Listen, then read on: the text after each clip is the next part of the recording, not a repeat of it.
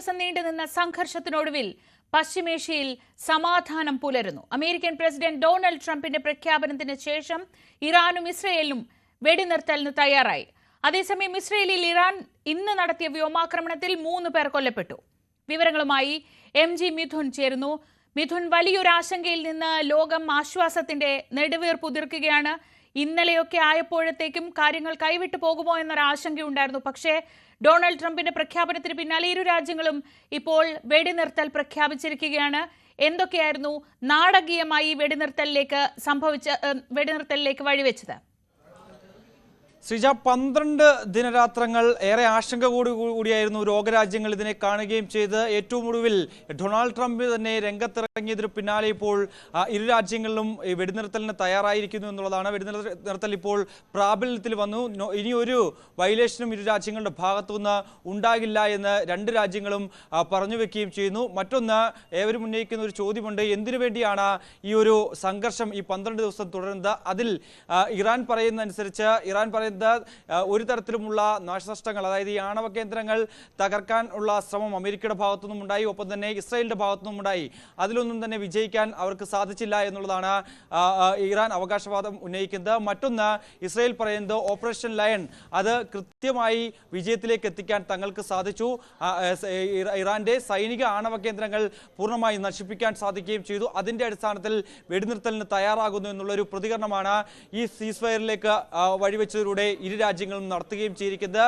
മറ്റൊന്ന്, അമേരിക്ക തന്നെ ഇതിൽ രംഗത്തിറങ്ങേണ്ട ഒരു സ്ഥിതിവിശേഷത്തിലേക്ക് കാര്യങ്ങൾ എത്തി എന്നുള്ളത് തന്നെയാണ്. അതായത് ഇറാന്റെ ഭാഗത്തു നിന്ന് ഇത്രയും വലിയൊരു പ്രതിരോധം ഉണ്ടാകുമെന്ന് ഇരു രാജ്യങ്ങളും കരുതിയില്ലായിരുന്നു. തുടക്കത്തിൽ ഇസ്രായേലിന്റെ ആക്രമണം സൈനിക കേന്ദ്രങ്ങൾ ലക്ഷ്യം വെച്ചുകൊണ്ടുണ്ടായിരുന്നു, പിന്നീട് ആണവ കേന്ദ്രങ്ങൾ ലക്ഷ്യം വെച്ചതായിരുന്നുവെങ്കിൽ പിന്നീട് അത് എണ്ണപ്പാടങ്ങളിലേക്ക് അടക്കം കടക്കുന്നത് നമ്മൾ കാണുകയും ചെയ്തു. പക്ഷേ ഇറാന്റെ മറുപടി അത് വലിയ രീതിയിൽ കനത്തതായിരുന്നു. ഇസ്രായേലിന്റെ പല ജനവാസ മേഖലകളും കേന്ദ്രീകരിച്ച ഈ അയൺഡോമുകളെ പോലും തകർത്തുകൊണ്ട് അകത്തേക്ക് കടക്കാൻ ഇറാന്റെ ബാലിസ്റ്റിക് മിസൈലുകൾക്ക് സാധിക്കുകയും ചെയ്തു. അത് ഒരിക്കലും ഇസ്രായേൽ പ്രതീക്ഷിക്കുകയും ചെയ്തില്ലായിരുന്നു. പിന്നാലെയായിരുന്നു അമേരിക്കയുടെ ഒരു ഇടപെടലുണ്ടാകുന്നത്. അമേരിക്ക കൂടി ഈ സംഘർഷത്തിന്റെ ഭാഗമാവുകയും 3 ആണവ കേന്ദ്രങ്ങളിൽ B-2 ബോംബർ ഉപയോഗിച്ചുകൊണ്ടുള്ള ആക്രമണം നടത്തുകയും ചെയ്തു. പക്ഷേ പിന്നാലെ അതിന് ഇറാൻ മറുപടി നൽകിയത് വലിയ കനത്ത രീതിയിലായിരുന്നു.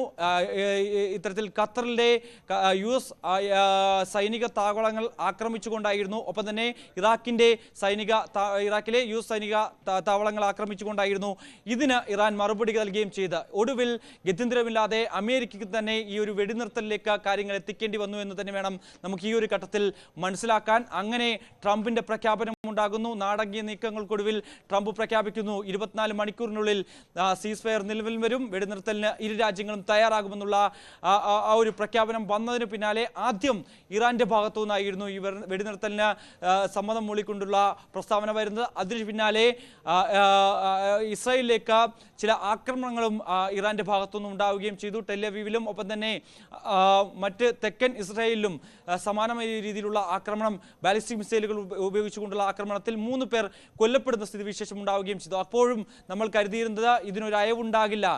മറ്റ് ഇസ്രായേൽ അതുവരെയും ഒരു പ്രതികരണത്തിന് തയ്യാറാകാത്തതും ഇതുമൂലം തന്നെയാണ്. ഇനി ഇതിന്റെ മറുപടി ഇസ്രായേലിന്റെ ഭാഗത്തുനിന്നും ഉണ്ടാകുമെന്ന് ഏവരും പ്രതീക്ഷിക്കുകയും ചെയ്തു. അതുകൊണ്ട് തന്നെ ഒരു സമാധാനം പുലരാൻ ഇനിയും കാത്തിരിക്കേണ്ടി വരുമെന്നുള്ള ഒരു നിമിഷത്തിലേക്ക് എത്തിയതിനു പിന്നാലെയാണ് ഇസ്രായേലിന്റെ ഔദ്യോഗിക പ്രഖ്യാപനം വരുന്നത്. സീസ് ഫയറിന് തയ്യാറാണ് എന്ന തരത്തിൽ ബെഞ്ചമിൻ നെതന്യാഹുവിന്റെ പ്രഖ്യാപനം വരുന്നു. ഒപ്പം തന്നെ അവർ പറഞ്ഞു വെക്കുന്നു, തങ്ങൾ എന്താണോ ഉദ്ദേശിച്ചത് അത് നടപ്പിലാക്കാൻ സാധിച്ചു. ഇറാന്റെ ആണവ സൈനിക കേന്ദ്രങ്ങൾ ലക്ഷ്യം വെച്ചുള്ള ഓപ്പറേഷൻ ലയൺ ആ ദൗത്യം വിജയകരമായി പൂർത്തീകരിക്കാൻ സാധിച്ചതിന്റെ അടിസ്ഥാനത്തിലാണ് സീസ് ഫയറിലേക്ക് കാര്യങ്ങൾ എത്തിച്ചേർന്നത് എന്നുള്ള ഒരു പ്രതികരണമായിരുന്നു ഇസ്രായേലിന്റെ ഭാഗത്തുനിന്ന് വരികയും ചെയ്തു. അങ്ങനെ വിവരങ്ങൾ നൽകിയത്. എന്തായാലും ട്രംപിന്റെ പ്രതികരണം, ഇരു രാജ്യങ്ങളും തന്നോട് സമാധാനം വേണമെന്ന് ആവശ്യപ്പെട്ടു, താൻ ഇടപെട്ടു, ഇരു രാജ്യങ്ങളും സമ്മതിച്ചു. വളരെ എളുപ്പത്തിൽ കാര്യങ്ങൾ കഴിഞ്ഞു. എന്തായാലും ലോകത്തിനത് സമാധാനത്തിന്റെ വാർത്തയാണ്. പശ്ചിമേഷ്യയിൽ നിന്ന് വരുന്ന ഇന്നത്തെ ഏറ്റവും പ്രധാനപ്പെട്ട ഈ വാർത്ത. ഇറാന്റെ ആണവ കേന്ദ്രങ്ങൾ നശിപ്പിക്കാൻ ഇറങ്ങിയ അമേരിക്കയ്ക്കും ഇസ്രയേലിനും അപ്രതീക്ഷിത തിരിച്ചടിയാണ് നേരിടേണ്ടി വന്നത്. ഇസ്രയേലിന്റെ ജനവാസ മേഖലകളിലും അമേരിക്കയുടെ സൈനിക താവളങ്ങളെയും ആക്രമിച്ചായിരുന്നു ഇറാന്റെ മറുപടി. ഒടുവിൽ സംഘർഷത്തിൽ അമേരിക്കയ്ക്ക് തന്നെ വെടിനിർത്തലിനായി രംഗത്തിറങ്ങേണ്ടി വന്നു. അതേസമയം ഇസ്രയേലിന്റെയും അമേരിക്കയുടെയും ആക്രമണത്തിൽ ഇറാന് ഏറ്റുവാങ്ങേണ്ടി വന്നതും കനത്ത നാശനഷ്ടമാണ്.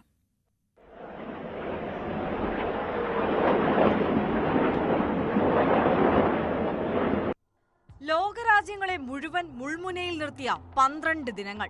ഇരു രാജ്യങ്ങളിലുമായി നിരവധി പേർ കൊല്ലപ്പെട്ടു. പരുക്കേറ്റവരുടെ എണ്ണവും ഒട്ടും കുറവല്ല. നാശനഷ്ടങ്ങൾ വേറെയും. കൂടുതൽ പ്രഹരം ഏൽക്കേണ്ടി വന്നത് ഇറാന് തന്നെ. സൈനിക ആണവ കേന്ദ്രങ്ങൾ, എണ്ണപ്പാടങ്ങൾ, സൈനിക മേധാവി ഉൾപ്പെടെ പ്രധാനപ്പെട്ട നിരവധി പേരെയും ഇസ്രായേൽ ആക്രമണത്തിൽ ഇറാന് നഷ്ടപ്പെട്ടു. ലോകത്തിലെ തന്നെ പേരുകേട്ട ഇസ്രായേലിന്റെ വ്യോമ പ്രതിരോധ സംവിധാനമായ അയൺ ഡോമുകളെ പോലും മറികടന്നായിരുന്നു ഇറാന്റെ പ്രത്യാക്രമണം. ടെല്ലവീവിലും ഹൈഫയിലും ജെറുസലേമിലുമെല്ലാം ഇറാന്റെ ബാലിസ്റ്റിക് മിസൈലുകളും ഡ്രോണുകളും നാശം വിതച്ചു. ഇറാനെ ഒറ്റയ്ക്ക് കീഴടക്കാൻ ഇസ്രായേലിന് ആകില്ലെന്ന് മനസ്സിലാക്കിയ അമേരിക്ക ഒടുവിൽ നേരിട്ടിറങ്ങി. അപ്രതീക്ഷിത ആക്രമണത്തിൽ B-2 ബോംബറുകൾ ഉപയോഗിച്ച് ഇറാന്റെ ഫോർദോ ആണവ കേന്ദ്രങ്ങൾ ഉൾപ്പെടെ നശിപ്പിച്ചു. ഇതോടെ ഇറാൻ കീഴടങ്ങുമെന്ന് കരുതിയ അമേരിക്കയ്ക്ക് തെറ്റി. ഖത്തറിലെയും ഇറാഖിലെയും അമേരിക്കയുടെ സൈനിക താവളങ്ങൾ ആക്രമിച്ചായിരുന്നു ഇറാന്റെ മറുപടി. ഒടുവിൽ ഡൊണാൾഡ് ട്രംപിന്റെ പ്രഖ്യാപനം.